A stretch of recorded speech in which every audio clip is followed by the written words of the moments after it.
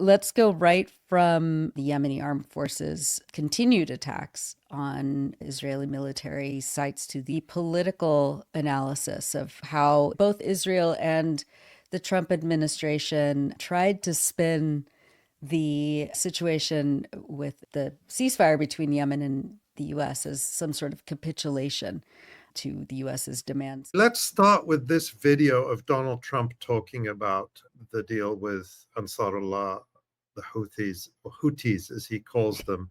Very good outcome with the Houthis. We'll see what happens, but I think, I believe that hopefully that's over with. And they'll leave the ships alone, just leave those ships alone. We take their word for it. It was, we hit them very hard. They had a great capacity to withstand punishment. They took tremendous punishment. And, you could say there's a lot of bravery there. They gave us their word that they wouldn't be shooting ships anymore, and we honor that.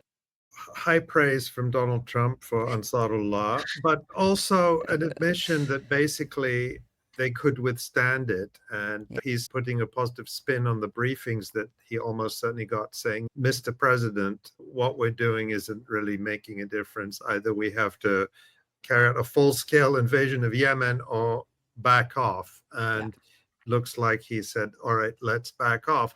The US will stop bombing and Yemen will stop attacking American ships, which it was never really attacking in the first place, and had never said it would attack until the US started bombing Yemen. And then it was only a measure of retaliation. But the thing that's really interesting is that all of this was done without consultation to Israel. Trump's announcement came as a surprise to Israel, and Israeli officials said Israel is concerned about the development. They say the intensifying conflict risked complicating Trump's nascent nuclear negotiations with Iran. So what does that tell you? Trump wants the negotiations with Iran to succeed because the alternative is war, a war which the US would not do well in, because if they cannot defeat the Houthis, if they cannot defeat Ansarullah, they cannot defeat Iran. I think that's clear and doesn't need a whole lot of elaboration.